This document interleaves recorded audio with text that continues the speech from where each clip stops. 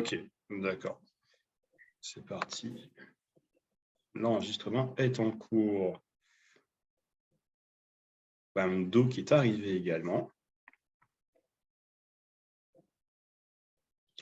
N'hésitez pas, si vous le pouvez, à activer vos caméras. Ce sera plus confort pour tout le monde, je pense. Les micros, on va les garder coupés, sauf évidemment quand vous voulez prendre la parole. Mais n'hésitez pas à activer vos caméras. Bonjour, Madame Do.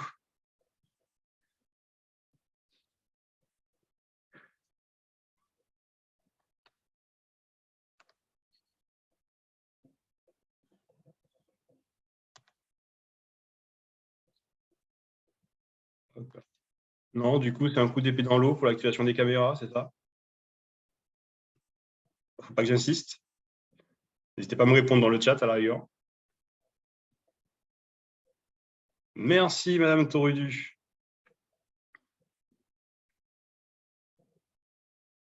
D'accord, Madame Do, je comprends. Moi, dès que j'ai la réponse, dès que j'ai l'explication, moi, ça me va. Quand on dit OK, oui, non, moi, je suis déjà très content.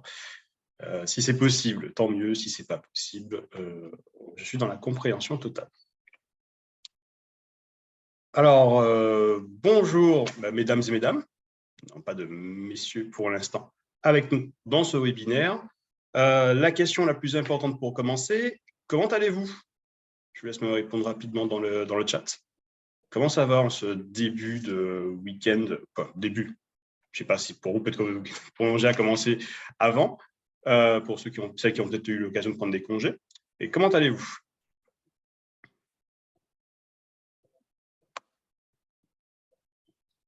Ok. Ah, c'est bien, ça. Vous avez la pêche, c'est bien. Alors, il y a Mélodie qui me demande, et moi? Alors, oh, c'est gentil. On me renvoie la question. Très aimable de votre part, mesdames. Du coup, moi, j'ai deux règles. Règle numéro 1, ça va toujours bien. Règle numéro 2, quand ça ne va pas, se référer à la règle numéro 1. Voilà. Voilà. En sachant, pour élargir le spectre de la réponse, que ça va toujours bien à partir du moment où je me rappelle que la seule chose que je puisse faire, c'est faire de mon mieux et qu'il faut que j'accepte que faire de mon mieux, ce sera fluctuant et dépendant de comment je me sens, des événements qui sont arrivés. Là, par exemple, tel que vous me voyez, je me remets d'un coup de froid chopé jeudi. Donc, il se peut que parfois j'ai les nez un peu pris ou que j'ai une crise d'éternuement. Je vous préviendrai, je couperai les micros pour vous épargner tout ça. Mais voilà. En tout cas, ça va très bien. Et Mme Senso dit, ça va coup-ci, coup-ça. J'espère que ça va aller pour le mieux, Mme Senso. Merci, Mme Ferdinand, pour l'activation de la caméra. Du coup, nous allons commencer. Une dernière question avant de commencer. L'information que vous avez eue sur la durée de ce webinaire, vous avez eu quelle information? 9h30, 10h30 ou 9h30, 11h?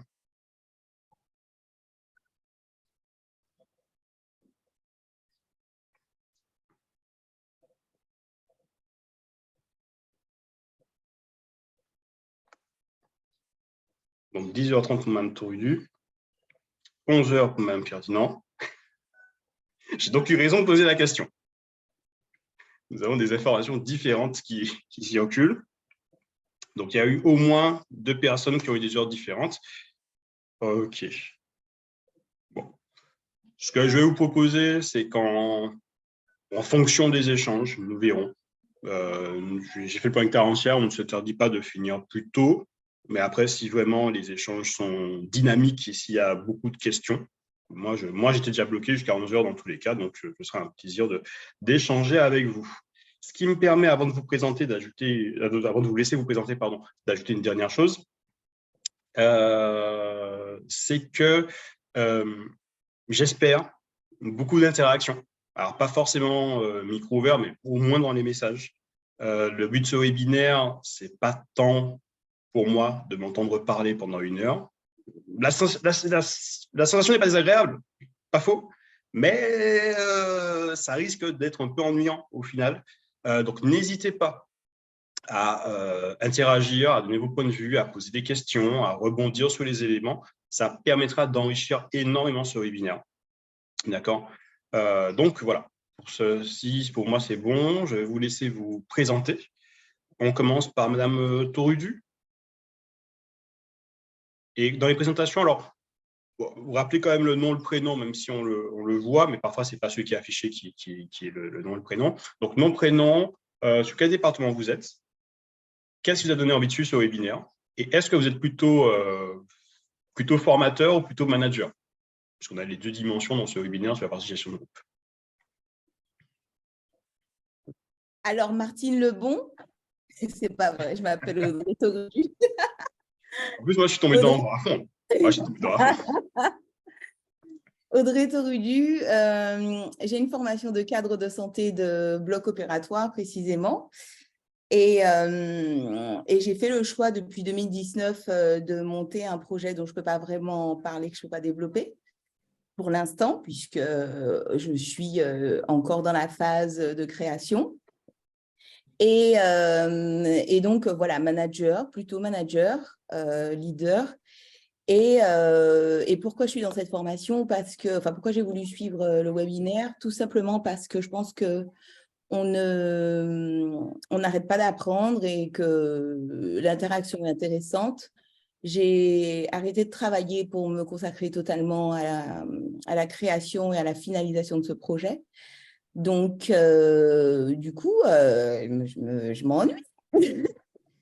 Je ne m'ennuie pas du tout parce que créer une entreprise, on apprend tous les jours.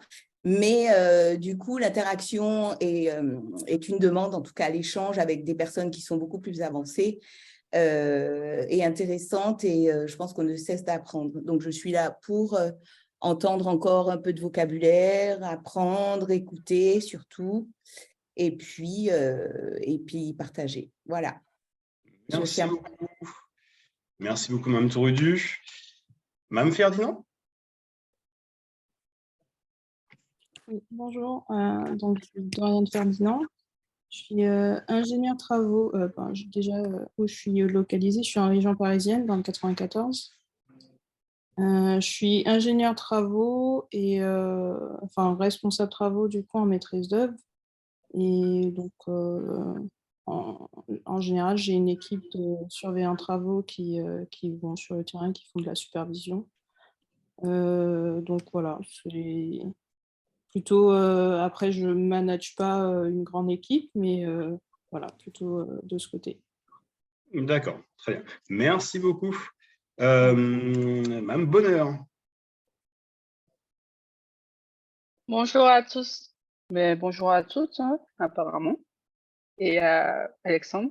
Je suis Mélodie Bonheur, donc je suis formatrice en marketing digital, donc formatrice même pour le campus digital et d'autres organismes de formation. Je suis en Martinique et ce qui m'a donné envie de suivre cette formation, c'est que on n'a jamais fini d'apprendre et que je forme, la formation c'est mon métier, je forme tout le temps avec des groupes et voilà, c'est tout.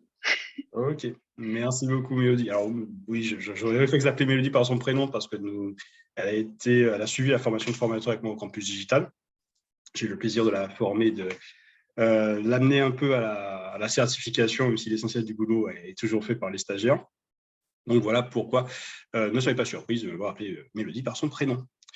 Madame Metura, ou Metura, je ne sais pas comment ça se prononce, vous allez m'éclairer sur tout ça probablement.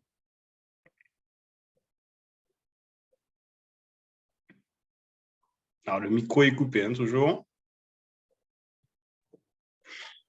Bonjour à toutes, bonjour à Alexandre. Donc moi, je suis en Guadeloupe et j'ai décidé de suivre cette formation parce que je fais actuellement un MBA à distance pour devenir à terme DRH. Donc moi, c'est surtout la partie management qui m'intéresse en fait dans ce webinaire. Ok, d'accord. Merci beaucoup, Madame. Donc, c'est Metura ou Metura? Je sais pas, Metura. Metura, merci beaucoup. Madame Cinsault? Bonjour à tous, Marie-Claude Cinsault, je suis en Martinique. J'ai déjà suivi des webinaires avec toi. Je préfère Marie-Claude, si ça ne te dérange pas. D'accord. Voilà, le Madame Sasso, ça me vieillit beaucoup. Alors, je viens de terminer une formation de responsable d'espace de médiation numérique et j'ai été formatrice également. Donc là, je cherche un poste et ça m'intéresse j'aime me former, j'aime apprendre et transmettre. Donc, ça m'intéresse de continuer. Donc, c'est pour ça que je suis là ce matin. J'espère pouvoir faire la certification de formateur avec toi. Pour l'instant, j'ai demandé le financement par Pôle emploi, mais bon, a priori, ils sont réticents parce qu'ils veulent absolument me faire une formation de 9 mois en présentiel et ça, je ne veux pas. Donc, sinon, je cherche d'autres sources de financement pour pouvoir y accéder. Voilà. D'accord. Ok, merci Marie-Claude. Madame Do. Bonjour, du coup Fanny Dauphin, moi je suis à Lyon, je suis en dernière année d'éducatrice spécialisée. Donc en fait le titre du webinaire m'intéressait parce que je gère des groupes dans le cadre de mon métier, qu'avec le diplôme d'EduxP, on est aussi coordinateur maintenant, donc amené à faire de la coordination d'équipe, etc. Et que la dimension du groupe est très présente, autant dans la formation qu'après sur le terrain. Donc voilà. D'accord, merci beaucoup Madame Dauphin. Et il y a une personne arrivée, AP. Est-ce que vous m'entendez? Oui, bonjour. Vous Bonjour. m'entendez? Oui, voilà, je suis Audrey Psyché. Je suis assistante de direction et eh bien, j'ai des missions qui me mènent à avoir à coordonner des missions, à gérer, à planifier avec voilà, du personnel. Donc, je découvre cette mission de coordination en lien avec la direction. C'est la raison pour laquelle je suis là. D'accord, très bien. Merci beaucoup. Alors, c'est à mon tour de me présenter. Donc, Alexandre Martial, j'interviens pour le campus digital en tant que formateur et participant à différents webinaires. Donc, j'ai à la base, sur la partie formation, donc je suis titulaire d'un titre professionnel de formateur professionnel d'adulte, donc le niveau le plus élevé en France, niveau Bac plus 2. La formation qu'on veut vous faire faire, Marie-Claude, de 9 mois, en l'occurrence. Et j'exerce en tant que formateur, donc indépendant depuis 2019 maintenant. Et j'ai été également, sur la partie manager, j'ai été dans le domaine de la formation, donc formateur référent, donc on charge une équipe de formateurs, je devais encadrer et accompagner les formateurs sur plusieurs titres professionnels. Et j'ai été également responsable directeur de centre de formation sur la Guyane en tant que salarié pendant un an et demi.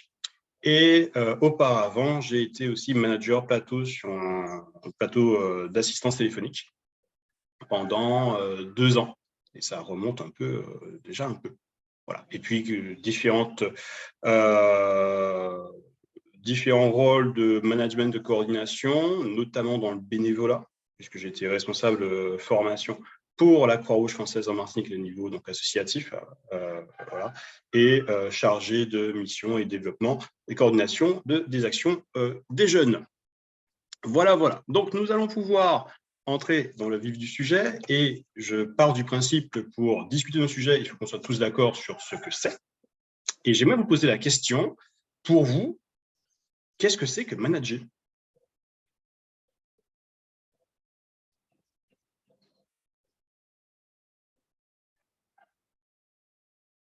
Ok, mais c'était tout pour ce webinaire. C'est un très grand moment, un très bon moment passé avec vous. Alors, n'hésitez pas, vous pouvez répondre dans le chat si vous êtes un peu timide et vous pouvez faire la prise de parole. Quoique manager, peut-être que la prise de parole doit faire partie de ses qualités, sait-on jamais. Alors, du coup, est-ce que quelqu'un pourrait… Alors, n'ayez pas peur de dire des bêtises, hein. Il n'y a pas de réponse bête.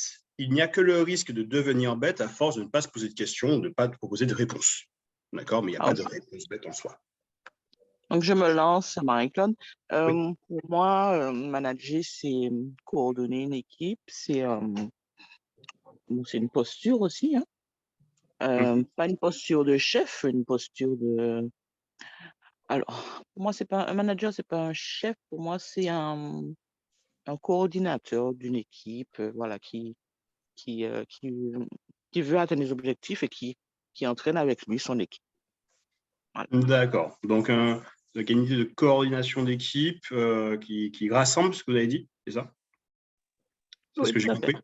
D'accord. Oui. Qui Ok. rassemble et qui donne la direction, mais voilà, qui coordonne les choses. Ok. Qui rassemble et qui donne la direction. Et ce n'est pas un chef, c'est ce que vous avez dit, je crois. Enfin, c'est ce que tu as dit, Marie, parce que c'est Oui, monsieur le prénom. pour moi, voilà. Voilà. Pour moi, un manager, c'est, enfin, bon, c'est vrai que c'est une posture un petit peu nouvelle pour moi, Mhm.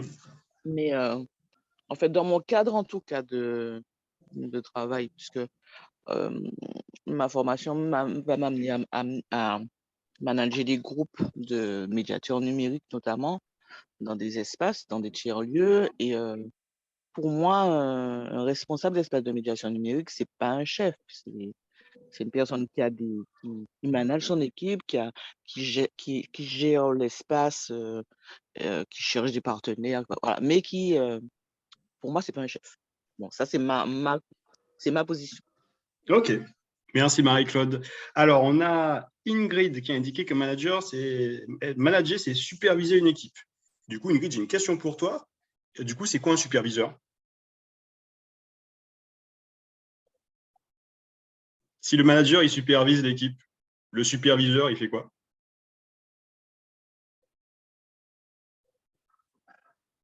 Ingrid? Non? Donc, toi, ma question. Je passe à un leader qui accompagne son équipe et ses collaborateurs. Ça fait 2 fois que la notion de leader revient. Audrey, tu l'avais indiqué, me semble-t-il. Manager, leader. Ok, d'accord, merci Ingrid. Audrey, on a 2 Audrey, je crois, non? Non. Oui, Oui, il on y a a 2 deux Audrey. Audrey. Une au début et une à la fin. Voilà, Audrey Psyché, je crois, c'est ça, c'est bien ça le nom. Ah, donc, c'est pas moi, je raccroche. C'est bien le nom, Psyché? Ça. C'est ça. Oui. Ok. Donc, Audrey, mobiliser des personnes pour l'atteinte d'objectifs dans la bienveillance. La bienveillance est donc importante pour un manager, c'est ça? Je pense que oui, parce qu'elle elle participe à la motivation et à l'émulsion d'idées, de moyens qui pourraient être performants, efficaces, efficients, etc. Et qui pourraient aussi pérenniser, en tout cas maintenir ces actions dans un bon rythme dans le long terme. Ok, d'accord. Merci pour cette précision. Dorian, c'est diriger une équipe, accompagner pour atteindre les objectifs du groupe. Qu'est-ce que tu entends par accompagner? Conseiller ou accompagner, comment décrire? Conseiller l'équipe et ouais, amener à prendre les bonnes décisions et comment dire, quoi dire d'autre? Tu peux t'arrêter là, hein. Tu peux t'arrêter là si ta réponse c'est celle-là. Moi, ça me va très bien. C'est une réponse très intéressante. Donc, du coup, c'est celui qui dirige une équipe, qui va la conseiller pour lui permettre d'atteindre, d'aider à prendre des bonnes décisions pour atteindre les objectifs du groupe. OK. Fanny nous dit que c'est une personne ressource qui propose et assure un cadre sécurisant à son équipe qui favorise le lien de coopération. Alors, vous l'avez compris, je suis chiant parce que je pose beaucoup de questions, mais parce que j'aime beaucoup l'échange. Fanny, Oui. est-ce que tu peux m'indiquer quelle est la différence pour toi entre la coopération et la collaboration?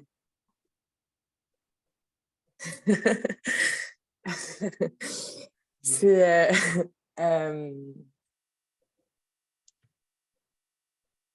J'ouvre la question à tout le monde, du coup. Hein. Laissez pas Fanny ramer toute seule. Si vous avez des propositions de réponse, n'hésitez pas.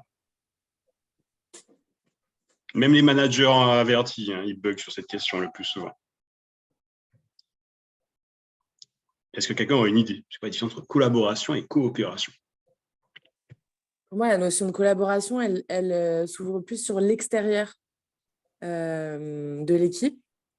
Donc, ça va plus être, par exemple, je pense aux partenaires, etc. Il y a la notion de collaboration vers un objectif commun et la coopération, je dirais que c'est plus au sein d'une même équipe. Mais là, je trouve que la limite, elle est fine quand même. Ok. Je vous propose je fais une proposition. Vous avez déjà, je vais prendre un exemple plutôt. Vous avez déjà vécu ces situations où, au lycée ou à l'université, vous avez travaillé ensemble.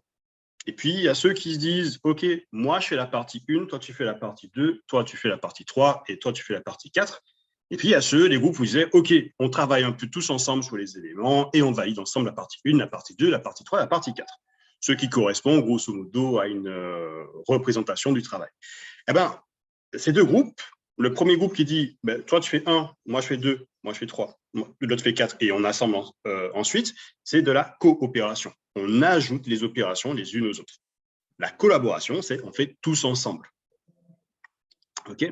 Donc, du coup, et c'est pour ça qu'on peut collaborer avec un partenaire extérieur, où on va travailler ensemble sur tous les éléments, tout comme on peut être dans la coopération avec un partenaire extérieur, en lui disant, ben, en fait, toi, tu vas juste tu vas nous préparer le visuel du flyer, mais pas le contenu. Le contenu, il restera à notre discrétion. D'accord? Donc, la coopération sous-tend quelque part ce côté, celui qui travaille sur un point n'a pas forcément accès aux ressources et aux informations des autres. Les deux ont leurs avantages et leurs inconvénients, évidemment. Mais voilà la précision qu'à mon sens, je fais. En tout cas, quand je fais travailler des groupes, que ce soit en tant que formateur, que ce soit en tant que manager. Alors, il y a quelque chose de très intéressant de ce que vous avez indiqué. Même si je crois que je n'ai pas eu de proposition de Mélodie. Alors, le manager, c'est celui, selon moi, qui va aussi aider ses équipes à atteindre des objectifs fixés, donc fixés par le diplôme qu'il passe, fixé par plus haut, fixé par le manager lui-même. Voilà. Ok, d'accord. Selon moi. Ok, mais merci pour vos retours, mesdames. Donc, il y a cette idée quand même de bienveillance qui est sortie plusieurs fois. Bienveillance, leader, de coopération, cadre sécurisant. Je n'ai pas parlé. Ah, ben, excuse-moi, Audrey. Vas-y, Audrey. Pas bien, c'est pas grave. Le manager, c'est celui qui est humble. Donc, c'est pour ça que je me suis dit, j'attends mon tour, mais j'ai eu peur qu'on m'oublie. Je suis d'accord avec Mélodie. C'est toi la dernière qui a parlé. Enfin, tout le monde, mais je vais rebondir sur ce qu'a dit Mélodie. Pour parler d'accompagnement, de formation, de leadership, etc. Le manager, effectivement, c'est celui qu'on regarde déjà. On regarde ce qu'il fait. Faites ce que je dis, ne faites surtout pas ce que je fais. Hein. Et donc, c'est celui qui va montrer un peu l'exemple dans un groupe. C'est celui qui va, par le management, le concept qu'on appelle le management par le talent, effectivement proposer, former quelqu'un sur le terrain, voir son curseur, jusqu'où il peut aller, et puis lui apporter l'aide de la formation extérieure si besoin. C'est celui qui va faire l'état des lieux de la personne à son arrivée dans le groupe ou à l'arrivée de cet agent dans l'équipe.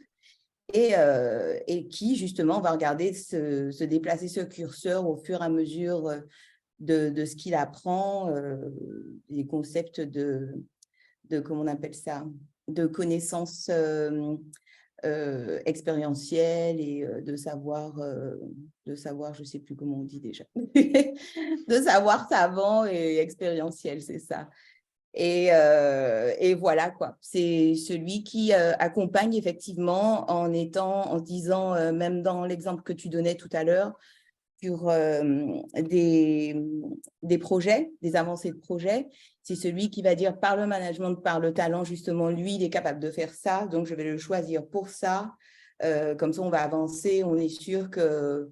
Enfin, voilà, détecter les compétences de chacun et les utiliser pour la personne formée, pour l'agent, mais aussi pour la société, l'entreprise, l'établissement pour lequel il travaille.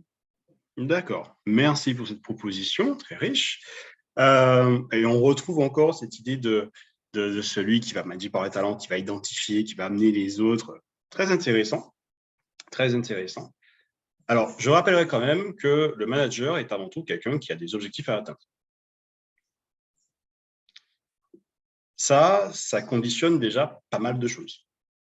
Souvent, on invisibilise, mais le manager, il a une direction au-dessus de lui qui lui donne des directives et qui lui dit voici vos objectifs. Dans une organisation de travail efficace, hein, si vous êtes dans une organisation de travail où on ne vous fixe pas d'objectifs, alors soit on vous dit libre à vous, mais donc il y a un cadre d'objectifs qui est mis en place, soit on vous dit ben voilà, voici le groupe, gérez-le. Oui, mais si je ne sais pas où je dois aller avec le groupe, ça va être compliqué dans tous les cas. Donc, le manager est quelqu'un qui a des objectifs à atteindre. Ces objectifs, comme pour tout bon objectif, il doit être mesurable, quantifiable, positionné dans le temps. Et le manager a une mission qui est celle de, pour atteindre ces objectifs, amener une équipe à atteindre différents paliers. Ces différents paliers, ils sont plus ou moins écologiques, dans le sens facile à appréhender pour le groupe. Ça va dépendre du contexte, ça va dépendre du groupe de personnes, ça va dépendre de différentes situations. Mais il faut savoir que, peut-être je vais tourner ça sous une forme de question, est-ce que vous savez qu'il y a plusieurs types de management? Est-ce que quelqu'un pourrait, Audrey, ton hochement de tête a l'air très déterminé, est-ce que tu peux nous parler des types de management que tu connais? Je les ai oubliés, je ne pratique plus. Il y a comment on appelle ça? Il y a le management maternel, familier. Je suis un peu la maman de tout le monde, etc. Il y a, je vais dans le bon sens là, ou bien c'était un autre… Exprime-toi.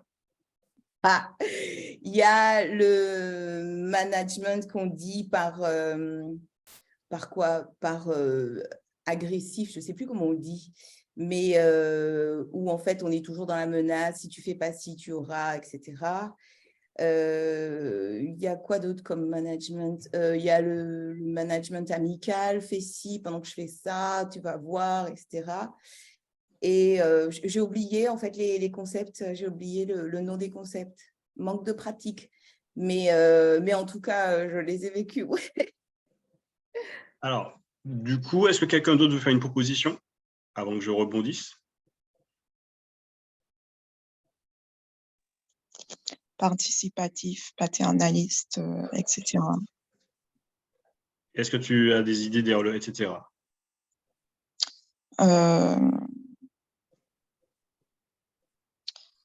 Le fait de consulter ses collaborateurs et de prendre la décision par soi-même. Ensuite, le fait de faire tout le monde participer aux orientations qui seraient prises. Et le fait de manager un petit peu comme un petit dictateur, mais dans le bon sens du terme. J'aime beaucoup ce petit dictateur. Anecdote marrante, les dictateurs sont souvent des personnes de petite taille d'ailleurs, en vrai. Donc du coup, alors, je vais vous proposer 3 grands styles de management si ça vous convient. Donc on a le management directif. Le chef, il est là pour cheffer. On est sur une organisation presque militaire, c'est du descendant, c'est je prends les décisions, enfin le manager prend les décisions et les autres exécutent. On a le management semi-directif, semi-participatif, où Il va y avoir consultation sur certains points, mais les éléments de décision ne sont pas négociés ou négociables. Et il y a le management pleinement participatif où le manager va tenter d'associer le plus possible les collaborateurs aux prises de décision. Ce qui m'intrigue dans vos réponses, mais qui ne me surprend pas forcément, c'est que vous semblez associer le management directif, donc celui où le chef est là pour cheffer, à une absence de bienveillance, voire à un côté totalitaire, parce qu'on a eu le mot qui est sorti, dictateur. Je pense que en tant que manager, en tant que personne qui doit gérer des groupes, on doit se rappeler que tout est situation de contexte. Ce n'est pas parce que je suis directif, ce n'est pas parce que je te dis tu vas faire ça maintenant de cette manière-là, que ça veut dire que je ne fais pas avec bienveillance ou que je ne fais pas avec empathie. Mais nous sommes aussi dans un environnement professionnel dans lequel l'atteinte d'objectifs doit rester le maître étalon, parce qu'une entreprise où tout le monde se sent bien, c'est génial. Mais si personne n'atteint ses objectifs, c'est une entreprise qui va finir par couler. Et donc, à un moment, on ne sera plus là. On ne sera plus employé, on ne sera plus en poste. Et c'était sympa d'être bien pendant 2 ans, mais s'il n'y a plus de travail après, voilà, la pérennité de l'emploi peut être remise en question. Alors, je ne suis pas en train de dire qu'il faut forcément le contraire, que forcément une entreprise où tout le monde est malheureux, mais atteint ses objectifs, fonctionnerait. D'ailleurs, je pense qu'on ne peut pas toujours pleinement, c'est difficile de pleinement atteindre ses objectifs quand on n'est pas heureux, quand on n'est pas, en tout cas, pas heureux, quand on n'est pas épanoui. La différence est importante. Mais du coup, le manager, c'est pas, comment dire ça, on a souvent tendance à dire à la personne, ouais, toi, tu es comme ça. Toi, tu vas avoir un management paternaliste ou tu vas avoir un management amical, comme disait Audrey tout à l'heure. Mais le bon manager, les styles de management, ce sont des outils pour lui. Il n'est pas prisonnier d'un seul style de management. Il sait s'adapter. Si vous avez qu'un marteau, tous les problèmes seront des clous, même ceux qui n'en sont pas. Donc, si vous ne restez que sur un seul style de management, et notamment le management par la bienveillant, quid des environnements où les collaborateurs ne le sont pas?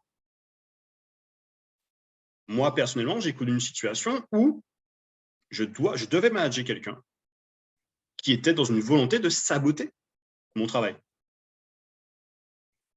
Je suis arrivé dans un environnement de travail où, alors, il y avait quelqu'un qui était à ma place avant, qu'on a dégradé en termes de responsabilité, mais sans lui expliquer vraiment pourquoi, qui était la meilleure amie d'une secrétaire de direction à qui je devais collaborer, mais à qui on m'a expliqué, mais en même temps, tu n'es pas son responsable hiérarchique, mais il faut que tu la manages quand même. Et à un moment, j'ai dû dire à ma direction, ce n'est plus possible. Parce que je n'ai pas d'autre choix de soit partir sur je tentais le management participatif, bien sûr, mais quand en face, le collaborateur me dit des choses qui ne fonctionnent pas et qui ne vont pas fonctionner et que j'ai assez d'informations pour le savoir, je ne peux pas dire, moi, oui, je valide. À ce moment-là, ça invalide, c'est le côté, oui, mais vous m'avez donné mon avis, pourquoi? Si ce n'est pas pour l'écouter, c'est parce que ton avis, concrètement, il vise à me planter et à donc planter l'entreprise. Parce que si encore ce n'était que moi, je peux me tromper, pas de souci, mais c'est nous mettre en difficulté. Et cette situation-là, le management par la bienveillance, si vous n'avez pas de bienveillance en face, ce n'est pas des personnes qui sont capables de recevoir cette bienveillance et de vouloir travailler dans la bienveillance, vous donnez du pouvoir aux personnes qui peuvent bloquer les choses. Là, Audrey confirme, on sent aussi le oui déterminé. OK? Donc, les styles de management, ce sont des outils. Alors, évidemment, on peut être plus ou moins proche des différents styles de management. Je ne dis pas que c'est parce que ce sont des outils que c'est forcément facile à faire. Mais c'est pour ça que j'ai commencé par dire que le manager, il a des objectifs. Et ces objectifs, il faut les atteindre.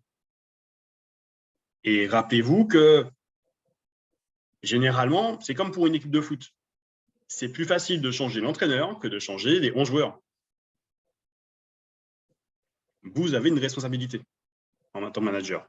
Vous avez un pouvoir de décision ou de remontée d'informations. Vous avez donc à préserver aussi votre emploi et votre sérénité à vous. Maintenant, on va, si vous voulez bien, discuter des différentes missions du manager en fonction de ce qui peut se passer dans un groupe. Si on est à un stade où un groupe doit se constituer ou se reconstituer, vous avez une équipe à gérer et il y a 2 personnes qui arrivent dans l'équipe. Selon vous, quel est le rôle du manager vis-à-vis de l'équipe et des nouveaux arrivants? Il doit fédérer En quoi faisant? déjà en intégrant les nouveaux salariés et en leur expliquant le fonctionnement de l'entreprise, comment il fonctionne, les process et compagnie. Normalement, il y a un petit livret d'accueil, des fois. Normalement, des fois, peut-être, parfois, si on a de la chance. Oui. Ça dépend de l'entreprise, effectivement, et de sa sensibilité RH. Voilà. Donc, le côté accueil, c'est bien ça? Oui, exactement. OK. Quelqu'un d'autre?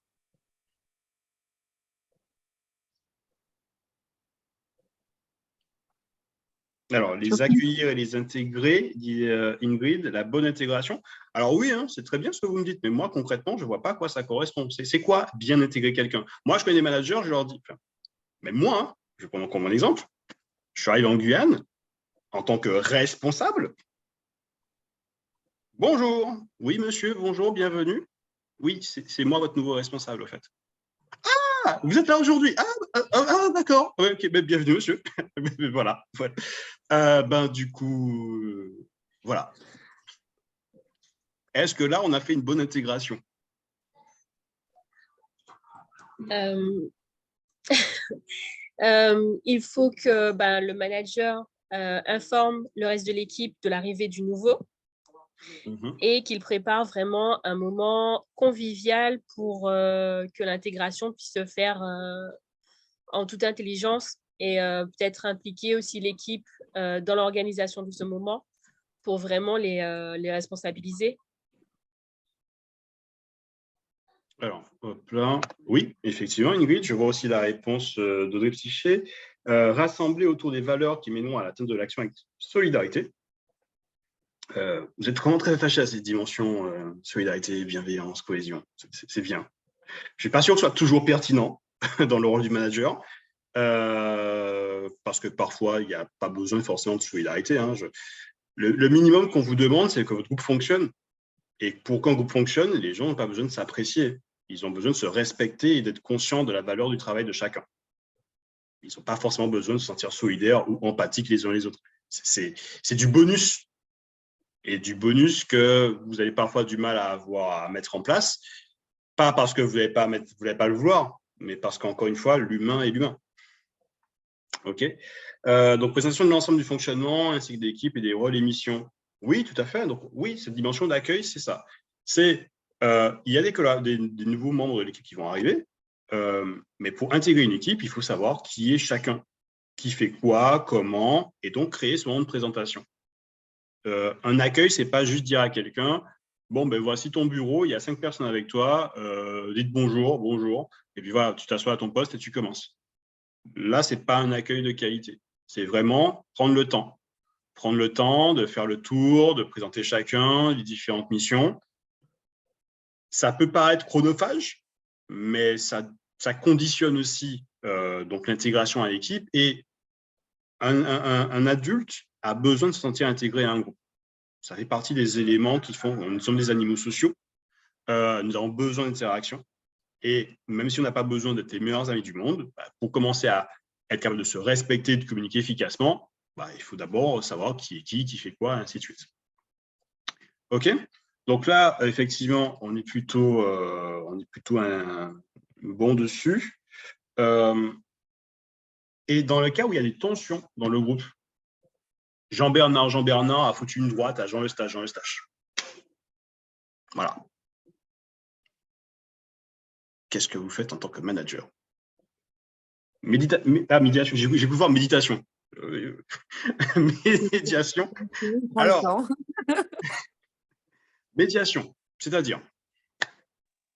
J'entends de réguler, de prendre le temps, en tout cas, de comprendre la situation sans laisser place à l'interprétation et aux suppositions.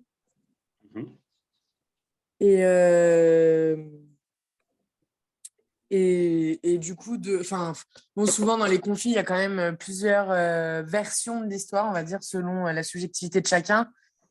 Et du coup, ouais, pour moi, c'était vraiment venir se faire rencontrer, en tout cas, les deux personnes qui sont en conflit. Ok, on est d'accord dessus. Quelqu'un veut ajouter quelque chose par rapport à ça, sur la gestion des tensions et des conflits en tant que manager?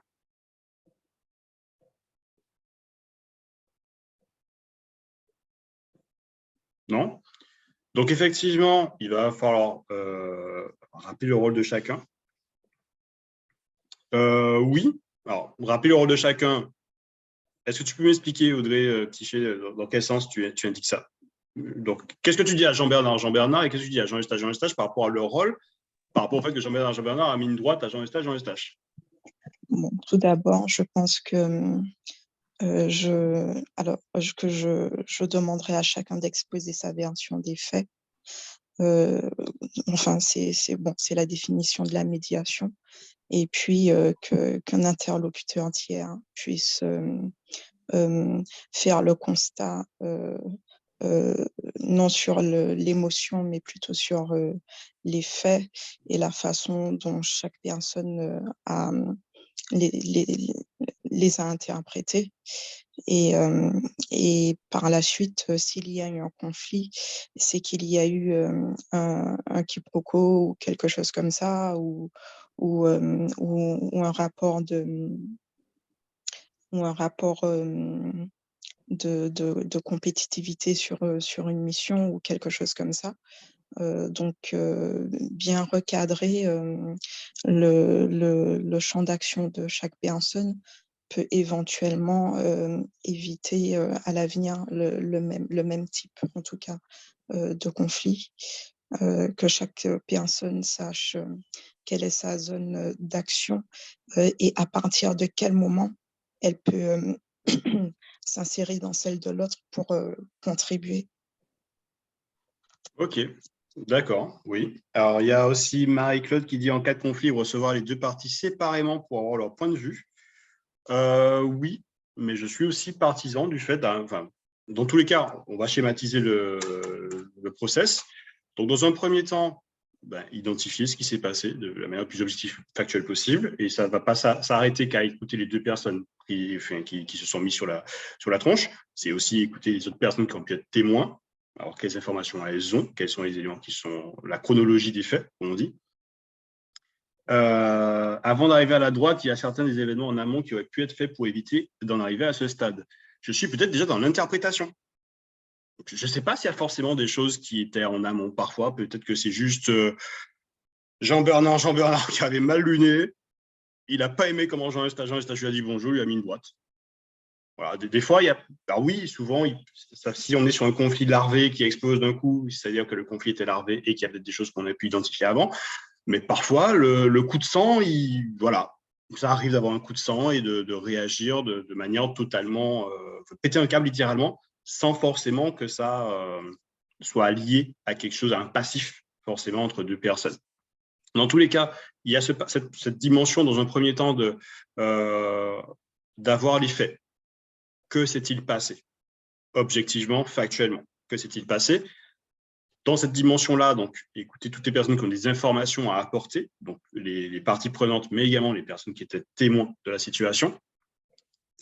Les parties prenantes, moi, je suis pour, généralement, effectivement, les entendre soit individuellement, mais j'aime bien moi les entendre ensemble, mais dans un cadre propice à l'échange, donc avec des règles très claires, très strictes à suivre aussi, notamment sur le temps, le respect de la parole de l'autre et de des éléments de formulation, comme indiquer à l'un ou à l'autre de formuler les choses en partant de soi.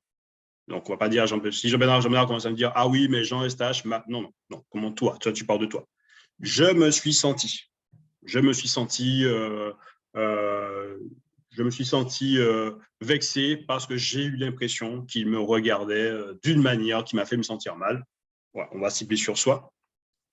Et il faut rappeler aussi que le manager a donc soit un compte-rendu à faire, un rapport à faire, et éventuellement aussi des sanctions à faire appliquer. Soit prendre la décision de sanctionner, soit de les faire appliquer, donc de communiquer sur les sanctions. Et ça, c'est quelque chose que je ne crois pas avoir entendu.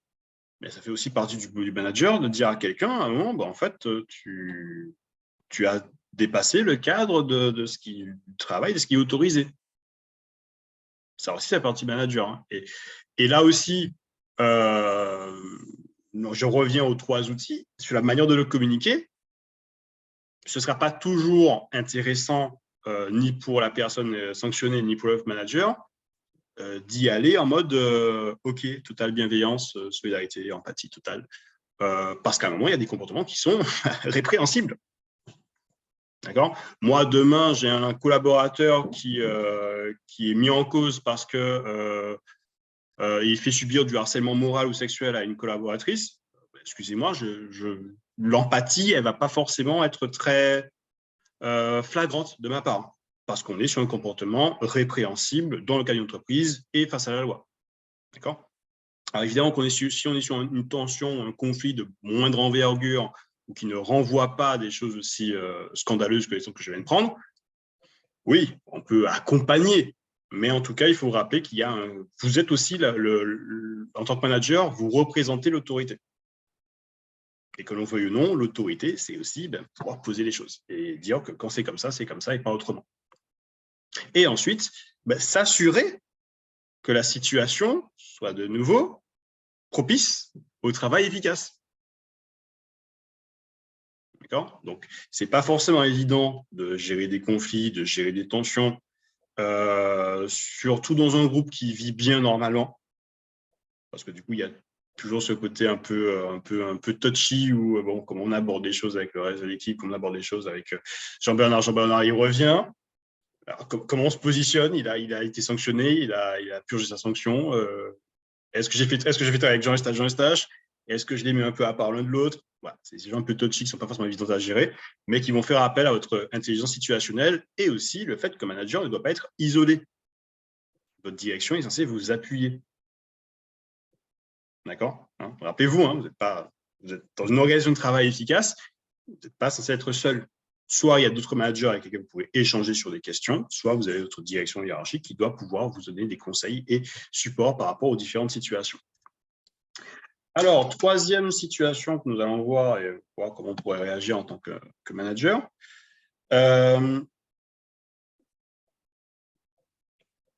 Comment on gère, comment on fait comment on met en place une cohésion dans un groupe, selon vous ?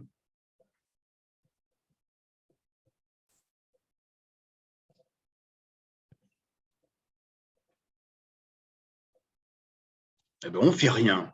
Voilà, c'est ça. On dit rien, on ne fait rien. Personne n'a de... Oui, Audrey. Je parlais de management par le talent tout à l'heure.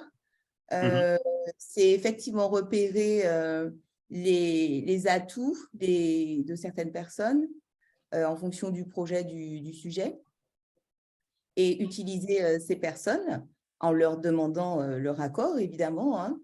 Et puis prendre aussi en compte les propositions spontanées, c'est-à-dire moi je veux bien faire ça, je veux bien collaborer, je ne suis pas bien douée pour ça, mais je veux bien aider quelqu'un, accompagner quelqu'un. Donc c'est vraiment là pour le coup une réunion de partage, présenter le projet, citer les gens en disant un tel, j'ai pensé à toi pour cette partie-là, etc.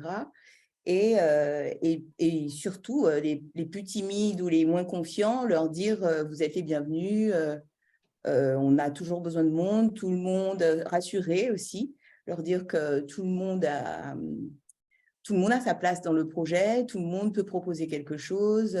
C'est pas parce qu'un tel est là depuis 10 ans ou qu'il a 20 ans de carrière qui va apporter quelque chose de plus intéressant que la personne qui vient d'arriver. Et vraiment, du coup, fédérer autour de ce projet avec ces petits outils. Alors, je souris sur petits outils. J'avais un collaborateur sur l'assistance qui n'avait pas de me dire « Alexandre, j'ai un petit problème. Alexandre, j'ai une petite question. Alexandre, j'ai un petit souci. » Et je lui disais « Tu vas avoir un petit salaire à force d'avoir de petites choses à faire. » C'est un abus de langage qu'on a souvent, de dire « petit » avant d'utiliser certains termes. Donc, c'est pour ça que ça m'a fait sourire. Alors, oui, j'entends côté management par le talent. Alors, j'ai une remarque à faire sur le management par le talent quand même. Ça sous-entend d'avoir un groupe de collaborateurs qui soit mûr vis-à-vis de ces notions-là. Parce que le manager, il a sa vision qui n'est pas forcément partagée par les collaborateurs. Moi, je peux dire, lui, je le trouve mieux pour faire telle ou telle tâche. Et ça peut ne pas être perçu de la même manière par Jean-Bernard qui va se dire, mais en fait, pourquoi moi j'ai toujours fait, pourquoi maintenant on me l'enlève? Ça fait 20 ans que je le fais, pour qu'on ait dit, ça fait 20 ans que je le fais dans la boîte et que je le fais bien, et là on me l'enlève parce que quelqu'un serait plus talentueux que moi. Et on va revenir aussi sur la notion de talent. Je préfère parler de management par les compétences, parce que je fais la distinction entre talent, travail, compétences et genre de on va affiner tout ça. Mais voilà, il y a aussi ça à prendre en compte. Si c'est des personnes qui... Et puis même pour l'accepter, accepter que quelqu'un, pour quelque chose qu'on aime faire, qu'on a envie de faire, puisse être plus talentueux que nous, il faut l'accepter. Il faut être capable de le vivre sans développer de ressenti, ce qui n'est pas forcément évident. Alors, je vois que Dorian a indiqué, donc on incite au dialogue entre les collaborateurs, team building, les faire se connaître un minimum, oui, tout à fait, mais ça passe avant tout, je pense, par la définition d'objectifs communs. Si on pouvait faire un team building, hein, c'est génial, hein, mais si tout le monde n'est pas conscient de tirer dans le même sens en situation de travail, c'est un peu compliqué. J'aime bien prendre, quand je parle de management, l'exemple du basketball. Est-ce qu'il y en a qui connaissent un peu le basket? Un peu plus que juste, c'est des gens avec une balle orange. Oui. Donc, le basket, c'est du 5 contre 5. 5 joueurs sur le terrain, enfin, généralement, c'est du 5 contre 5. Et c'est un sport que j'aime beaucoup parce que, vu la taille du terrain, la configuration des éléments, s'il y en a un qui ne fait pas sa part, c'est toute équipe qui est en difficulté. Si, par exemple, je défends, donc on est 5 contre 5 et qu'on défend chacun sur un joueur, si moi, je lâche ma défense sur un joueur, c'est-à-dire qu'il y a un joueur qui est démarqué. C'est-à-dire que mes coéquipiers vont devoir lâcher son joueur pour venir couvrir le joueur que j'ai lâché moi, et ça va désorganiser tout le monde. Et si on fait ça sur tout un match, non seulement on va se prendre une tannée pas possible, mais en plus, on va s'épuiser physiquement et mentalement.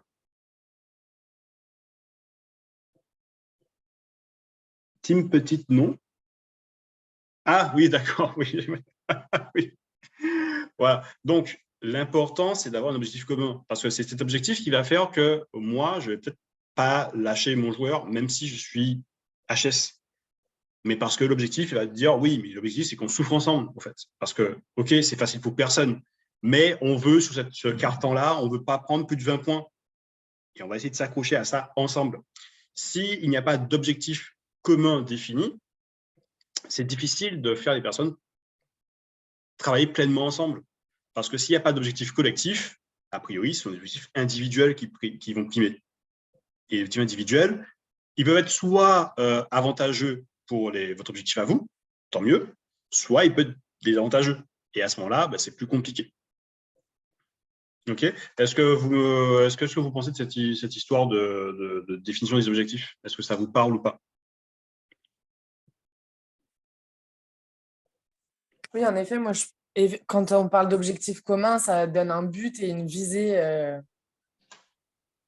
vers laquelle aller. Oui, mais c'est ça. On est sur la vision. C'est mettre en place de la vision. Alors, il y a un exemple que j'aime beaucoup, que j'ai entendu il y a un mois et demi sur une conférence à la bienveillance organisée par le Campus Digital, justement, en Martinique. C'est une dame de la région Martinique qui disait c'est la différence entre l'ouvrier à qui on va demander « tu fais quoi ?» et qui vous dit « je pose des briques » et l'autre qui vous dit, en fait, je construis une cathédrale, et qui fait la même chose, qui pose des briques, mais à qui on a donné du sens à la tâche. Et celui qui, a priori, celui qui vous dit, ben ouais, je pose des briques, mais parce qu'on construit une cathédrale, il y a plus de chances, ce n'est pas toujours une science exacte, mais il y a plus de chances qu'ils soient impliqués, ou en tout cas qu'ils vont participer efficacement à l'action de travail, à la tâche, que si ben, l'autre il dit, ben, moi je pose juste des briques. Parce qu'à un moment, il va se dire, ouais, mais bon, si j'en pose une de plus ou une de moins, allez, sur 1 heure, j'en pose 10 de plus, 10 de moins, ça change quoi? Sauf que 10 de plus, 10 de moins sur 1 heure, au bout de la journée, ça en fait 70 de plus, 70 de moins. C'est pas la même chose. Et si oui, il lui dit, ouais, mais moi, je suis là juste pour mes briques, c'est chiant, c'est chiant, c'est pas très, ouais, c'est pas très épanouissant, donc moi, je pose à mon rythme. Alors que celui qui va se dire, ben, je construis une cathédrale, à qui on va faire comprendre le sens de ce qui doit être construit après, va se dire, ben oui, du coup, je comprends et c'est plus valorisant. Il y a aussi les questions de formaliser des règles. Et ça rebondit, ça fait écho avec les éléments sur les conflits, parce que quelque chose que j'entends souvent avec des managers, c'est « mais il devrait savoir qu'il ne faut pas faire ça. Il devrait savoir qu'il faut pas, qu'il doit dire bonjour. » Ben, les évidences, la logique, entre de très grandes guillemets, moi je dis toujours, rien n'est évident tant qu'on ne l'a pas posé.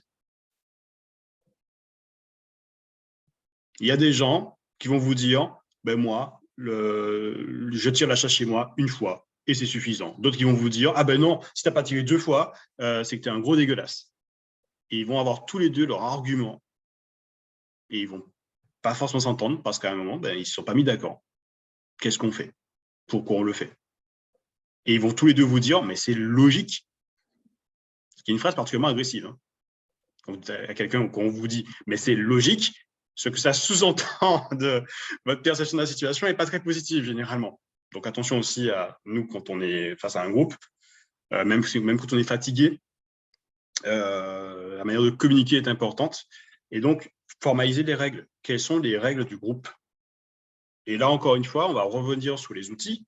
Ça peut être le groupe qui va choisir ses règles, mais attention. Parce que parfois, le groupe, quand il vit bien, il se pose des règles, et puis quand il vit mal, ça commence à partir un peu n'importe comment. Soit c'est vous qui avez fixé des règles, mais là aussi, il faut savoir les faire passer, les faire adhérer, il faut le groupe y adhérer, mais en tout cas, il faut poser des règles. Il faut donner un sens commun et il faut formaliser les règles. Et poser aussi ce qui se passe quand les règles ne sont pas suivies. Je reviens encore à cette notion importante, le manager, il n'est pas seul. Si un manager qui n'a pas de pouvoir de sanction, c'est un manager qui est dans la merde. Excusez-moi l'expression. Mais s'il n'y a pas de pouvoir de sanction, de coercition à un moment en disant, en fait, voilà, Jean-Bernard, il a mis une droite à Jean Eustache, donc je dois le sanctionner et je veux qu'il soit exclu, sanctionné, mis à pied pendant 1 semaine. Et quand on vous dit derrière, ah oui, mais non, mais en fait, il est là depuis 20 ans, on va pas faire ça quand même. Eh ben voilà, vous risquez de perdre votre équipe. Parce qu'on va se dire, mais en fait, du coup, voilà, moi, je vais arriver 10 minutes en retard, tu vas me dire quoi? Tu vas me dire que c'est pas bien. Jean-Bernard, il a mis une tarte à l'autre, tu n'as rien pu faire. Tu penses vraiment que moi, je vais prendre quelque chose parce que j'arrive 10 minutes en retard? Ah ben oui, c'est une réalité souvent, mais ça sous-entend, et là, on va partir un peu sur un autre sujet très rapidement, mais ça positionne aussi comment vous voyez votre cadre de travail. Autant un collaborateur peut venir vous voir et vous dire, alors du coup, est-ce que ça ne te dérange pas si je fais comme ça, et vous dites, OK, ben, choisissez votre outil, directif, semi-directif ou participatif, et vous dites, bon, ben, pourquoi pas, l'idée est intéressante, ça ne me semble pas déconnant, l'objectif peut être atteint, pourquoi pas. Autant vous devez être ouvert au moins à l'écoute, ben, autant votre direction est censée aussi être à votre écoute. Dans tous les cas, hein, dans tous les cas. Si vous êtes dans un environnement où il n'y a aucun soutien de votre direction, a priori, vous êtes infusible. Ça veut dire qu'on va vous laisser vous tuer à la tâche parce que sans doute que vous aimez ça, sans doute que, pas vous tuer à la tâche, vous n'aimez pas vous tuer à la tâche, mais vous aimez votre travail, vous avez envie que l'équipe arrive, Et du coup, en fait, on va vous laisser vous traîner toute votre énergie. Et quand vous allez tomber en arrêt ou que vous n'allez plus pouvoir gérer parce que vous allez faire un burn-out, vous inquiétez pas que il y a peu de chances que et un sursaut, ça peut arriver, hein, et c'est très peu de chances qu'il y ait un sursaut de remise en question en disant oh ben non, oh là là, ah non, c'est pas bien quand même, on va tout faire en sorte pour que ça change. Si c'est le cas, tant mieux, mais il y a peu de chances. Et rappelez-vous que vous êtes censé travailler, vous êtes censé travailler pour vivre et pas vivre pour travailler. Votre travail est censé vous apporter des ressources pour mener la vie que vous avez envie de mener dans la mesure du possible avec les contraintes qui sont les vôtres. Mais vous ne devez pas vivre et pour aller vous tuer au travail. Ce n'est pas forcément l'objectif, même si dans un système capitaliste, c'est de l'exploitation, on est d'accord. On exploite les ressources, on exploite les personnes, on exploite les éléments. Mais à un moment, si vous ne trouvez pas un équilibre dans tout ça, en fait, c'est vous qui allez vous tuer à la tâche littéralement. Et OK, Audrey Psyché, pas de souci. Tu pourras consulter le reste du webinaire dans le replay. Donc, du coup, il ne faut pas hésiter à aussi savoir ce qu'on veut. Alors, ce n'est pas forcément évident. Je ne dis pas que c'est facile d'aller voir cette direction et de dire, mais en fait, il va falloir que les choses changent.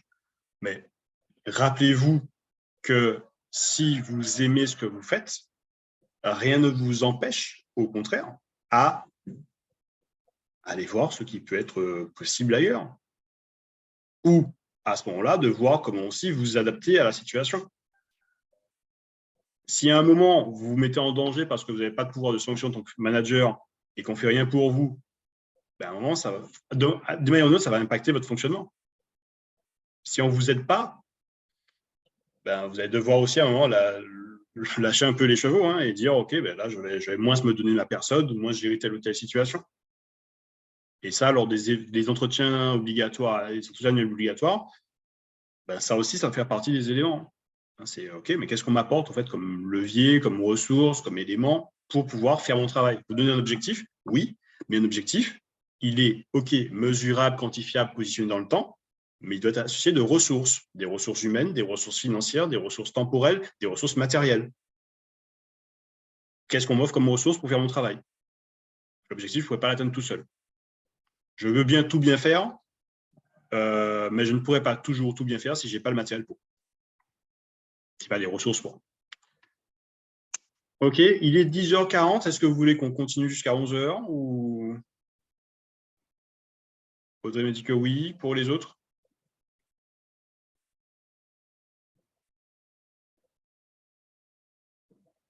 Oui, oui, oui. OK, du coup, on continue. Alors, situation suivante, ce que j'avais prévu d'évoquer avec vous, la performance. Comment on aide un groupe à aller vers la performance et à maintenir ce rapport à la performance? Ce qui est parfois un gros mot pour les collaborateurs, performance.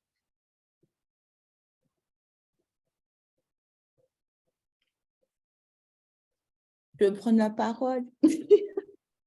Vas-y. Je dirais rappeler justement les objectifs au groupe, les moyens mis à disposition pour les atteindre, expliquer les raisons pour lesquelles il est préférable d'atteindre ces objectifs de performance. Je ne sais pas si je suis toujours dans la performance. Et évidemment, proposer des outils, des aides, des formations, pourquoi pas, pour les accompagner dans ce dont ils ont besoin pour mieux atteindre ces objectifs. Voilà. OK. Il y a Fanny aussi qui nous dit en valorisant le travail effectué. Alors, Oui, je sais pas. Oui, pardon. Je ne sais pas, Fanny, parce que si Jean-Bernard, il a effectué un travail mais qui n'est pas satisfaisant, est-ce que tu vas valoriser son travail quand même? J'en étais sûre. Je ne suis pas allée jusqu'au bout de ma phrase, mais en me disant, j'ai le risque. Bien sûr, un travail effectif qui correspond aux objectifs à atteindre. En tout cas, je pense que la valorisation, elle est importante pour justement donner confiance aussi en son équipe, en ses collègues. Et du coup, en ayant confiance en soi, forcément, on a envie de continuer d'atteindre toujours plus les objectifs. Donc, je pense que c'est important. Ok. Alors, moi, plutôt que valoriser le travail, je parlerais déjà dans un premier temps de le reconnaître.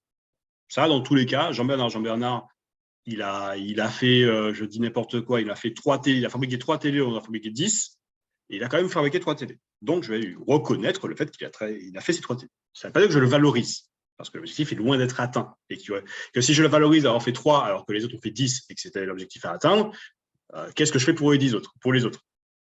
En tout cas, je reconnais le travail effectué. Oui. On rappelle les objectifs, leur sens, formaliser la reconnaissance, faire du feedback. Est-ce qu'il suffit de rappeler les objectifs et leur sens pour faire adhérer?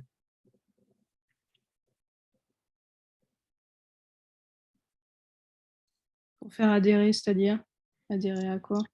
Aux objectifs et à leur sens. Est-ce que c'est parce que j'explique, par exemple, je prends la situation du papier d'assistance.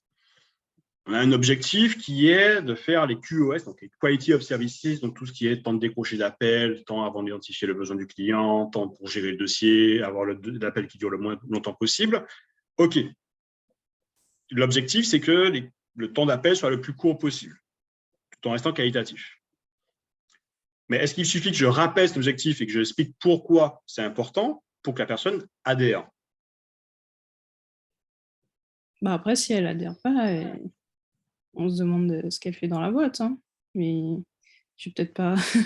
Alors, je te donne un exemple concret. Hein. J'avais un collaborateur qui me disait, mais en fait, oui, d'accord, je comprends qu'il faut. Mais j'ai envie de mettre de l'humain dans la relation téléphonique. Et on est sur les quality of services, c'est des choses qui se jouent parfois à quelques secondes. Hein. Après, on peut expliquer aussi ce qui se passe quand il ne le fait pas. S'il ne respecte pas les objectifs, s'il ne respecte pas les règles, etc., on peut expliquer les conséquences. La perte de temps, la perte d'argent. Ah oui, mais ce n'est pas lui qui perd de l'argent. Ouais. Lui, il ne perd pas d'argent. Mm. Lui, il ne perd pas d'argent. Sur un pas d'assistance, donc plus je suis au téléphone, donc moins j'ai de chances de recevoir un autre appel. C'est plus de répète pour les autres, mais moi, perso. Donc, il ne s'agit pas. Alors, c'est une bonne étape. Hein. On est d'accord que c'est un bon début de rappeler les objectifs et leur sens. D'accord? Mais c'est là aussi qu'il faut se rappeler qu'on est face à de l'humain, que nous sommes des humains nous-mêmes. Hein. Nous ne sommes pas des machines en tant que managers. Et c'est là aussi qu'il y a le rappel au cadre. Il y a le rappel aux règles. Ouais. Quelqu'un qui. Enfin, c'est compliqué à entendre hein, parfois, mais ça reste une réalité crue. Nous sommes dans une société capitaliste. L'environnement capitalistique, c'est un environnement d'exploitation. Moi, quand je suis recruté, si on me paye 1 heure de travail, en vrai, dans l'optique capitalistique, c'est je te paye 1 heure, essaie de m'en faire un travail d'1h30. Et quand on négocie, même pour des trucs, vous allez négocier pour acheter votre kilo de tomates, s'il peut vous mettre une tomate en plus, vous n'avez pas craché dessus. Hein. Tes tomates, elles sont un peu petites quand même, tu aurais pu me mettre une de plus, elles sont un peu vertes, elles sont un peu ceci. On est dans une négociation parce qu'on essaie d'avoir le maximum pour le minimum de coûts. D'accord? Et ça aussi, c'est une composante avec laquelle il faut faire. Dans tous les cas, alors ça ne veut pas dire que ça ne peut pas être fait de manière bienveillante, que ça ne peut pas être fait dans un esprit d'innovation en termes de rapport au travail, mais c'est quelque chose qu'il faut avoir en tête. Il ne suffira pas d'arriver et de dire, OK, si vous avez un groupe, vous arrivez et vous leur dites, OK, maintenant, il faut augmenter les objectifs de 20% et que tout le monde vous dit, oui, banco, on y va.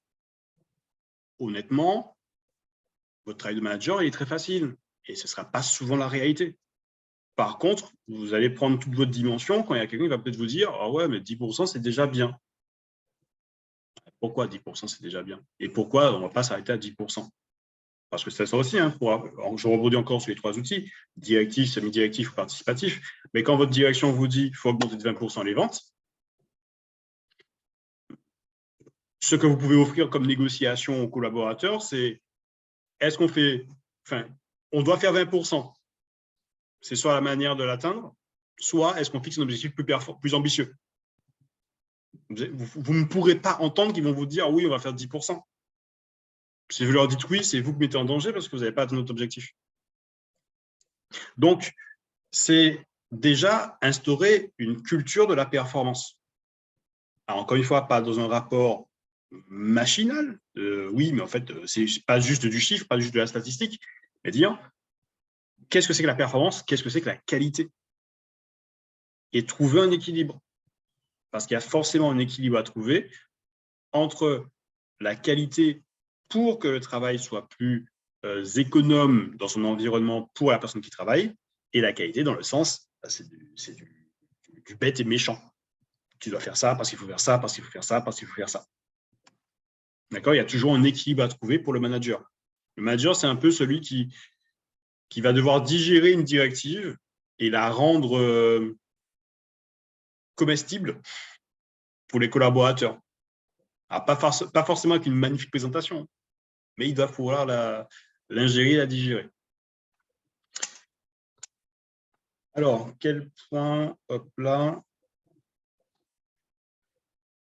Donc, c'est aussi accompagner les collaborateurs dans l'action, ne pas rester dans sa tour d'ivoire en tant que manager. Par contre, le manager, ce n'est pas celui qui sait tout faire mieux que tout le monde. Souvent, on a un rapport à la légitimité qui fait qu'on ne se sent pas forcément bien pour conseiller quelqu'un parce qu'on se dit oui, il faut que je sois capable de faire mieux que lui. Non, parce que votre rôle, ce n'est pas de faire mieux que les autres, c'est de gérer les autres, de les amener à atteindre l'objectif fixé. Par contre, c'est à dire, OK, accompagner dans l'action, ce n'est pas forcément je vais faire avec toi, mais c'est on va discuter ton action. Je vais venir voir comment ça fonctionne. Tu vas m'expliquer comment ça se passe. Tu vas m'expliquer comment tu vas t'y prendre pour… moi, je te fais cet objectif-là, comment tu t'y prends. Moi, c'est ce que j'aime beaucoup faire. J'aime beaucoup dire à mes collaborateurs, OK, voici la problématique, qu'est-ce que tu me proposes? Ah, je vais les prendre comme ça, je vais les prendre comme ça. Dans un sens comme dans l'autre, hein, ça peut être positif ou moins positif. J'avais un collaborateur qui devait travailler sur des feuilles d'émargement qui étaient nécessaires à la facturation. Après 4 mois, il y a toujours des erreurs, mais des erreurs flagrantes. Il y a un jour, je lui ai dit, mais viens voir. Il y a des erreurs sur les feuilles d'émargement, trouve-les. Il m'a dit, ah oui, là, oui, là, oui, là. J'ai dit, d'accord. Donc là, qu'est-ce qui se passe? Si moi, je laisse passer, c'est moi qui passe pour un incompétent ou quelqu'un qui passe vigilant pour ma direction, parce qu'on va me dire, mais Alexandre, tu es directeur et tu ne sais pas qu'il ne faut pas envoyer des documents comme ça? Mais si je ne l'envoie pas non plus, je passe aussi pour un incompétent parce qu'ils ne sont pas envoyés à temps. Or, qui doit m'apporter les documents prêts? Ah ben oui, c'est moi, Alexandre. Oui, ben oui, c'est toi. Et là, ils ne sont pas prêts. Qu'est-ce que nous pouvons faire pour que ce soit le cas? Et là, il me répond, ben, en fait, je ne sais pas. Alors, je dis, ben, du coup, peut-être qu'il faudrait t'isoler. Parce que tu es dans un espace où il y a toujours du mouvement et j'ai besoin que tu as du mal à te concentrer. Donc, que dirais-tu d'aller au bureau à l'étage? Ah oui, mais si je suis tout seul à l'étage, je risque de me poser des questions, ça va me faire me déconcentrer. Alors, juste en train de me dire que quelle que soit la situation, tu ne pourras pas te concentrer. Non. Je lui dis, je te laisse 2 jours pour… tu m'écris. Voici des questions que je vais te poser. Je vais te poser des questions suivantes en me disant, voilà, comment tu te sens à ton travail? Qu'est-ce qui te faudrait pour travailler mieux? Et quels sont tes objectifs? Eh ben, sur les réponses, effectivement, il est un peu stressé à son travail, voire même carrément anxieux parfois, il a du mal à dormir, parce qu'il a toujours peur de mal faire son travail, mais il ne voit pas ce qu'il pourrait faire pour faire mieux. Ah ben, ça s'est fini par un licenciement. Parce qu'à un moment, ben, je lui ai indiqué, ben, en fait, moi, je te propose des solutions, tu m'indiques qu'elles ne fonctionneront pas, donc je ne vais pas te les imposer. Et toi, tu m'indiques que tu ne vois pas ce qui pourrait être mis en place non plus. Et je ne veux pas garder quelqu'un qui fait des erreurs. Peut-être que cet environnement-là, ce travail-là, n'est pas celui qui te correspond. Ça fait aussi partie des éléments du manager. Parce que si je ne suis pas équitable dans le rapport à la performance, Jean-Bernard, il va se dire, oui, mais moi, je me donne à 120%. Je suis content de faire ça, il n'y a pas de souci. Mais Jean Eustache, à côté, je le vois être à 80%. Et on le laisse faire. Il fait des erreurs, on lui dit, bon, ben, voilà, tu fais des erreurs, c'est pas bien.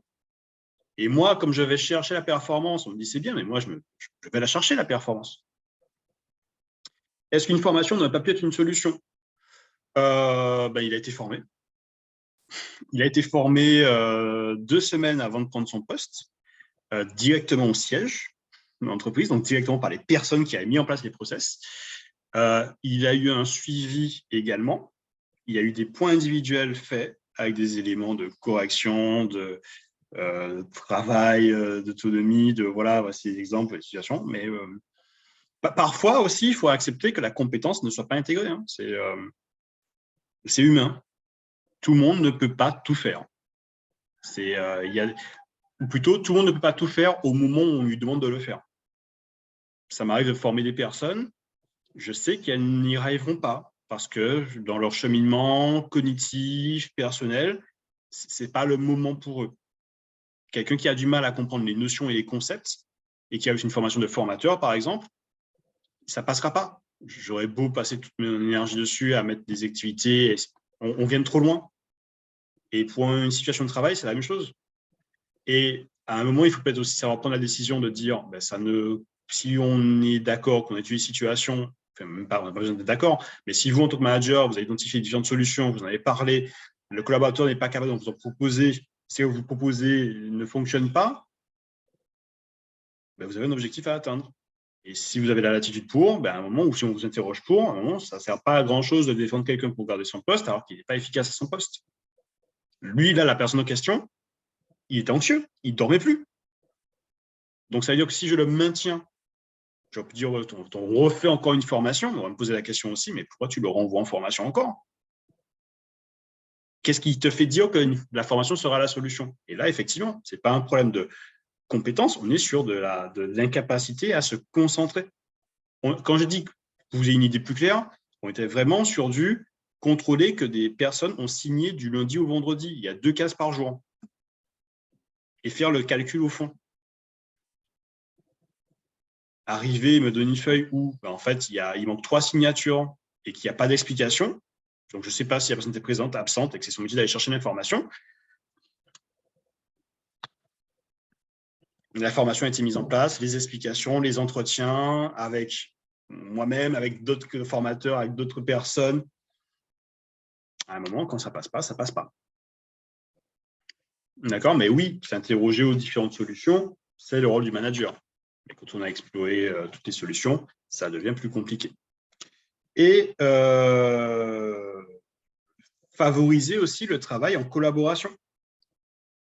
On en parlait tout à l'heure, mais ne pas favoriser, plutôt que la coopération, favoriser aussi les moments de collaboration. OK, la coopération a son utilité. Ça veut dire que Jean-Bernard, il va se concentrer sur sa tâche, il va la mener à 100%, OK. Jean Eustache, il va faire la même chose de son côté, OK. Mais ça peut être intéressant pour Jean-Bernard de comprendre pourquoi Jean Eustache, il a besoin du document ou de la tâche faite une semaine avant. Parce que s'ils n'échangent pas et s'ils ne collaborent pas ensemble sur ces activités, on manque forcément de vision de ce que les autres ont besoin. On peut se dire, ah oui, mais moi, j'ai passé 40 heures à faire mon visuel. Maintenant, il me dit, ah oui, mais au fait, je n'ai pas pris ça en compte. Ah ben oui, il fait chier, tant pis pour lui. Alors que s'il y a des échanges et de la collaboration, on augmente les chances, encore une fois, ce n'est pas garanti, mais on augmente les chances que chacun puisse se dire, ah, donc au fait, OK, donc toi, tu as besoin de ça comme ça. Ben, c'est très simple pour moi. C'est juste que si on me dit ça à la fin, quand j'ai fini, ça devient hyper compliqué. Je ne peux plus le faire. Alors que si tu me dis dès le départ, ou que je sais dès le départ comment tu veux faire les choses, oui. Donc, de favoriser ces moments de collaboration. Et ça aussi, c'est le rôle du manager, de les créer, ces moments de collaboration. De cibler quelles sont les tâches sur lesquelles la collaboration sera utile.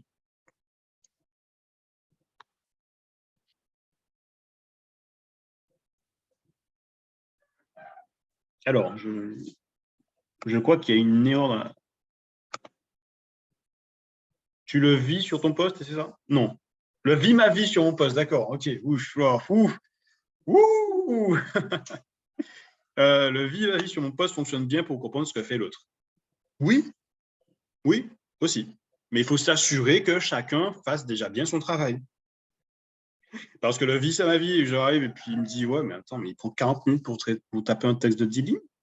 Ah ben ouais, mais encore plus mal qu'il vienne me dire que, que mon travail est mal fait. Mais oui, mais ça aussi, oui, c'est faire comprendre à chacun quels sont les éléments de l'autre, quelles sont les situations rencontrées. Mais vraiment, voilà, créer de la collaboration, créer ces moments d'échange, de partage, faire vivre le groupe. Mais faire vivre le groupe toujours parce qu'il y a des objectifs à atteindre. Ça, c'est quelque chose qui ne doit pas être oublié ou mis de côté. Le groupe doit bien vivre pour atteindre l'objectif. Si le groupe vit bien et qu'ils n'ont rien à faire d'objectif, alors c'est bien, hein, vous avez créé un groupe qui vit bien, une communauté, ça va être sympa, mais vous êtes toujours évalué face à des objectifs.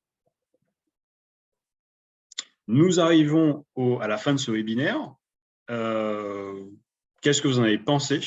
Qu'est-ce que vous en tirez? On va faire un tour de table rapidement, si ça ne vous dérange pas. Fanny, par exemple, Fanny Dauphin, vous commencez le tour de table. Moi, j'ai trouvé ça chouette d'avoir plusieurs visions des choses et de pouvoir, du coup, amener un peu, pas en débat, mais en tout cas, différentes visions des choses. Avec des exemples, moi, j'aime beaucoup les cas pratiques parce que, du coup, ça permet de calquer un peu avec des situations qu'on peut rencontrer ou même à l'avenir, de pouvoir se remémorer aussi certaines choses si ça fait résonance. Et ça m'aide aussi pour mon mémoire, du coup, parce que je le fais sur le cadre. Alors, dans la relation éducative, mais du coup, parce qu'il y a certaines choses que vous avez dit sur notamment le rappel des règles, etc. Enfin, bon, voilà, qui me fait bien écho et du coup, ça vient de me donner de l'inspiration. Donc, merci. Alors, par rapport à ce que tu viens de dire, Fanny, effectivement, moi, mes premières vraies expériences de management, des expériences de management qui m'ont le plus appris, c'est par rapport à des activités pédagogiques que je faisais avec des publics scolaires. Parce que ça, c'est comment on manage un groupe de collégiens. Ça, c'est pas évident. Et de manager des bénévoles. De manager des bénévoles. Ah ouais. De manager des personnes qui viennent pour donner de leur temps et qui sont déjà un peu en mode déjà, je donne de mon temps. Il n'y a aucun rapport à la performance. C'est beaucoup plus difficile. Et ouais, je pense que ça un sujet de mémoire est très intéressant, le rapport au cadre dans l'éducatif. Mais c'est vrai que par rapport aux bénévoles, je trouve qu'il y a vraiment un rapport encore différent dans le management parce que malgré tout, il y a quand même l'idée de management et d'objectifs à atteindre et de cadre, parce qu'il faut un cadre partout. Mais c'est vrai que le rapport, il est encore différent. Ouais. Mais bien intéressant en tout cas. Merci. Marie-Claude.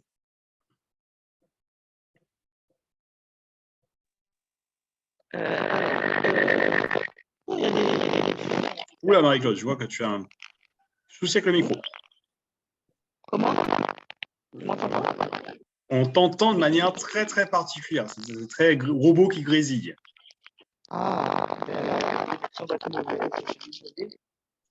Je te laisse éventuellement répondre dans le chat. Okay. Voilà. Désolé, mais c'est que vraiment, on va pas t'entendre, on va pas te comprendre malheureusement. Donc, pendant que Marie-Claude répond dans le chat, Ingrid, comment as-tu trouvé ce webinaire? Qu'est-ce que tu en tires? Alors, je me rappellerai que les webinaires avec Alexandre, c'est très participatif. Sinon, j'ai trouvé très instructif avec des exemples concrets et des mises en situation concrètes. Donc, très intéressant. D'accord. Après, c'est moi qui ai mal compris le principe de webinaire, mais à la différence d'une conférence, pour moi, je vois plus le webinaire comme un temps d'échange. Et vous avez vu que là, on est parti sur différentes situations, différentes représentations. Et c'est vrai que c'est aussi ce qui me passionne, moi, les échanges et la communication et le débat autour de ces questions-là. Honnêtement, je trouve que c'est un très bon exercice. C'est pas mon premier webinaire avec le campus digital. Et j'avoue que ça me permet de sortir de ma zone de confort et de m'assumer. Mais il faut. Ok, merci beaucoup Ingrid. Merci à toi. Donc Marie-Claude nous dit merci pour ces échanges, bonne clarification de notions et de concepts. Merci beaucoup Marie-Claude. Doriane. Oui, bah pareil, j'ai trouvé ça très instructif. On a vu pas mal de définitions, plein d'exemples, les styles de management qu'on peut mettre en place et qu'il ne faut pas rester sur les mêmes en fait. En fonction des situations, on a différents comportements à adapter. Donc, ouais, et puis pareil, les exemples, c'était très intéressant. Chaque fois, ça permet d'accentuer le sujet, de mettre en exergue ce qu'on dit. Donc voilà, merci beaucoup pour cet échange. C'est très bien. C'est avec grand plaisir. Merci pour ton retour, Doriane. Et on finit avec Audrey. Ben pareil, merci beaucoup pour cet échange. Donc, objectif atteint, effectivement, reprendre les notions, le vocabulaire, et puis échanger avec d'autres personnes de divers horizons. Donc, c'est toujours intéressant, puisque manager, quel que soit le lieu, le secteur, ça reste toujours les mêmes conflits, les mêmes problèmes, les mêmes problématiques, j'ai envie de dire. Et puis, voilà, les exemples, effectivement, sont très intéressants pour pouvoir mettre à plat les idées. Donc, merci beaucoup. Merci à toutes. Merci à vous, mesdames. Je vais juste conclure en faisant le lien avec ce que vous avez dit au départ sur la question du manager. Plus jeune, j'étais un partisan farouche du management participatif. J'étais persuadé que les personnes, si on leur laisse le cadre suffisant pour s'épanouir et s'affirmer, se positionneraient comme capables, comme force positive. Et mes expériences m'ont montré que l'humain a besoin d'être accompagné. Il faut avoir des personnes qui ont déjà une certaine notion, une représentation de ce que c'est que le développement personnel, d'aller au-delà de son positionnement très instinctif, on va dire, parce que vous allez avoir beaucoup de personnes qui vont se crisper, mais parce qu'elles ne sont pas encore au niveau de la maturité pour pouvoir recevoir certaines choses ou gérer certaines choses autrement que par des actions très infantile parfois. Tout ce qui est crispation, tout ce qui est rejet de l'autorité, tout ça, ce sont des rapports qu'on a qui nous viennent de l'enfance. Et rappelez-vous que parfois, les adultes ne sont que des grands enfants qui s'ignorent et qu'il faut donc savoir composer avec et savoir aussi soi-même se remettre en question. Sur ce, je vous souhaite une excellente fin de journée. Merci encore à vous pour cette participation à cet événement du Campus Digital. Bye bye. Merci beaucoup. Au revoir.